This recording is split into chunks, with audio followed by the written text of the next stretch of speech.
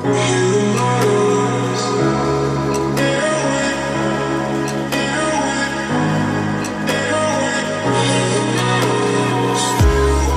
luxury four-door sedan market is extremely competitive. The Audi A6, BMW 5 Series, and Mercedes E-Class has ruled the segment for years. But does this Scandinavian beauty have what it takes to dethrone them all? Let's find out. The 2017 S90 shares a lot of styling cues from the XC90. Now, the XC90 was a vehicle that we absolutely loved, and it's won tons and tons of awards. So that is a compliment. In fact, when I saw this revealed at the Detroit Auto Show last year, I was absolutely blown away. Under the hood, well, it's not as pretty. It actually has one of the most boring and ugly plastic covers of the engine I've ever seen. It's pretty tricky though. We've got a 4-cylinder that's both turbocharged and supercharged. How crazy is that? Produces 316 horsepower and 295 pound-feet of torque. Thanks to that crazy combination, we also get 22 miles per gallon city and 31 on the highway, which is better than the Audi. Despite weighing 100 pounds less than the Audi, however, its 0 to 60 time is a second slower at 5.7 seconds. The A6 has a very different powertrain. Under the hood lies a 3-liter supercharged V6 that makes more power than the S90, 333 horsepower and 325 pound-feet of torque. Mated to this 8-speed Tiptronic transmission means 0 to 60 can happen in a second faster than the S90, 4.7 seconds. I much prefer the motor in the A6 to the S90. Having a 2-liter supercharged and turbocharged engine means it's so complex sometimes it really doesn't know what to do. This 3-liter supercharged V6 doesn't even feel supercharged. It's naturally aspirated feeling with a bit more power. The power curve is very linear. It surges forwards up until redline and sounds decent. The transmission is definitely a shortcoming of this car if you're buying it to be driver focused. Obviously the S and RS models have a better transmission, but even on BMW's base models, they shift quickly with the paddles. This, however, has very slow response. It almost seems like you've got to wait about a second after you click the paddle to get anything from it. That being said, I'm glad they did include paddle shifters. It does make this car feel a little bit more like a sports car, unlike the S90 that doesn't have them at all. The interior is definitely the highlight of this vehicle. The Swedish engineers and designers have done a fantastic job at really changing the game for Volvo. We've got this beautiful 9.3-inch touchscreen in the center. It's easier to use and better looking than Audi's MMI system. Everything is just really intuitive, and having the touch feedback is really awesome. It feels like they've styled it a bit after an iPhone or an iPad, in the sense that you think, maybe I can scroll through things instead of just tapping, and it turns out you can. Everything's just pretty intuitive. Speaking of Apple, you've got Apple CarPlay on this vehicle as well. We've also got a 19-speaker Bowers & Wilkins sound system that is one of the best I've ever heard. We've also got 3 different sound settings, including studio and concert hall. Concert hall adds more reverb and has a bigger sound to it. The vertically positioned vents are really cool, and everything in the interior feels like it was extremely well thought out. This knurled aluminum look to all of the different buttons, most notably on the start-stop, not a button, but a turn dial, as well as the drive mode selection. It is interesting when somebody hops on the car for the first time, figuring out how to turn the car on. Of course, when you own it for a while, that becomes second nature, but you turn it clockwise to start the engine instead of pushing a button. I love Volvo's choice of materials for the interior. Everything flows together so nicely, and the color combinations, there's so many different colors in this interior. We've got brown and black and silver and white. They all flow together much better than you think they would.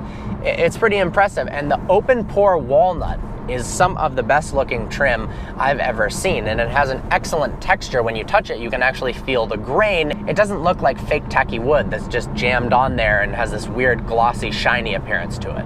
The A6 feels more driver focused in the interior. The seating position and the range of seating positions that you can have are much more comfortable for performance driving. You've got this long wraparound piece in the front dash. Kind of reminds me of styling cues from the Jaguar XJL that we reviewed a while back. Audi is all about refinement. The overall exterior and interior of the A6 hasn't changed much in many years, but it does look better and better each time. They've upgraded the MMI system a little bit so it's easier to use. We've got a very crystal clear heads-up display in front of me telling me the speed limit.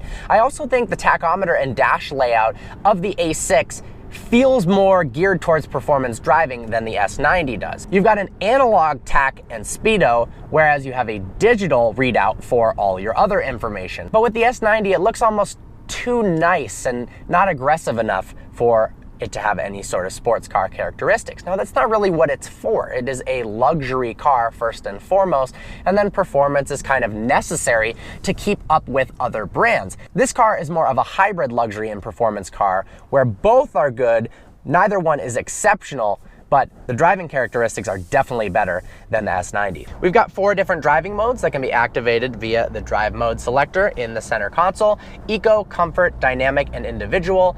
Dynamic obviously heightens throttle response, sets the transmission up for a more sporty drive. Eco, interestingly enough, above 40 miles an hour has a coasting feature where it puts the car in neutral basically and shuts off engine braking so that you can maintain speed longer. It's a very spacious vehicle, although it does feel a lot bigger than the A6. Part of that is due to the higher belt line. It makes the car look beautiful on the outside, and if you don't mind driving a vehicle that appears bigger on the inside, then it's no problem at all. Some people like cars that feel like they're shrinking around them when they're in the driver's seat. I'm one of those people, but there's no denying this is absolutely stunning. The seats are stylish. This is the Inscription model. We've got that written there on the headrest. Now, there's no paddles located on the steering wheel. Perhaps that's a hint that Volvo doesn't really want this to be a sports sedan. It's more of a premium luxury sedan. And that's what they've done very, very well. It feels more luxurious than the A6 does. It feels more expensive and a classier vehicle than the Audi, while being priced $2,000 less. The catch is, if you really like driving, which of course I do, this really isn't a driver's car. It's all luxury and quality, and it doesn't have that driving performance that you'd expect from its German competitors like BMW and Audi. It feels more in line with Mercedes in terms of its driving dynamics. We've got 4 different driving modes: Comfort, Auto, Dynamic, and Individual. In Dynamic mode, you've got heightened throttle response and the car feels like it wants to go a lot more. Comfort mode, obviously self-explanatory. With the 8-speed Tiptronic, you can either shift using the paddles, or you can bump it over to the right to put it into manual mode and shift with the gear lever. I do find it interesting that BMW and Audi are always backwards with which way you press the lever. So in this case, you push it forwards to do an upshift and backwards to do a downshift, which to me seems a little bit counterintuitive. Inside, the Audi is very, very spacious. It looks smaller than the S90 from the outside, but when you hop on in the back, you've got plenty of legroom, just as much as the S90, as well as headroom. It's a nice place to be. I like the way the interior looks, but Audi hasn't really changed their interiors in so long.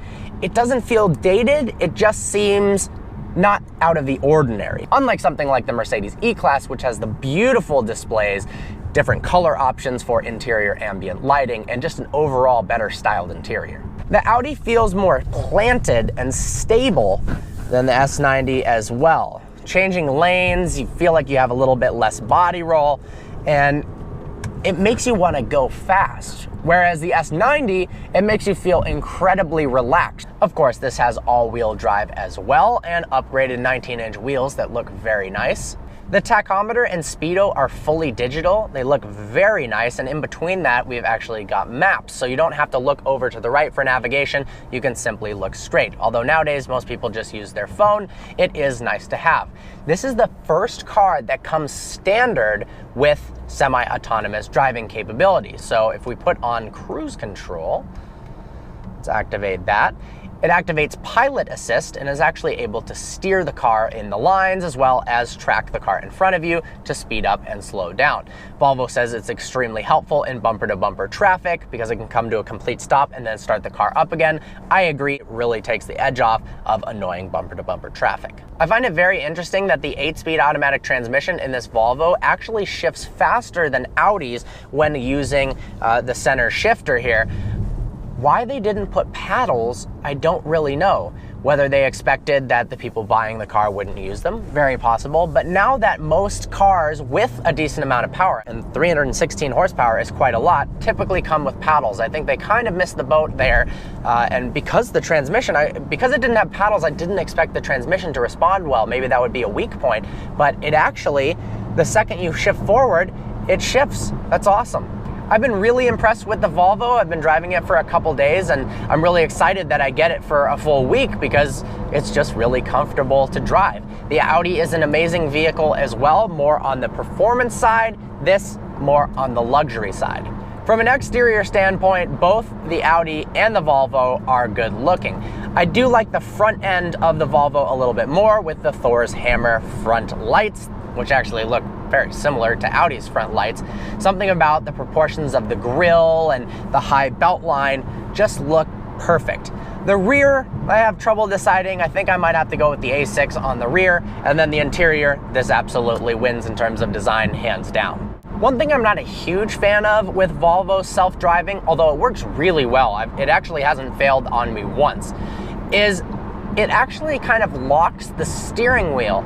It takes control of the steering wheel for you, and the motors provide a lot of resistance if you try to take control of the wheel. I like to sometimes have my hands on the wheel, obviously, when using the self-driving feature, and if you try to give it a little turn, it almost feels like it's resisting you from putting any inputs while it's controlling it, and because it's a computer and it can make mistakes, I'd like it to be looser so that if you do touch it, you are still fully in control without having to yank it to let it know that you're putting in inputs. Mercedes system, the steering wheel responds to your inputs much quicker and it doesn't meet you with all that resistance. In the front, we've got heated and ventilated front seats. Thanks to the cold weather package, we actually have heated rear seats and a heated steering wheel as well. That's activated easily on the center screen here. It's also telling me the battery level on my iPhone, which unfortunately is always near zero because I'm always using it for social media. We've got a very clear colored heads-up display that shows the speed limit, my speed, as well as the fact that Pilot Assist is going on right now, helping me with steering.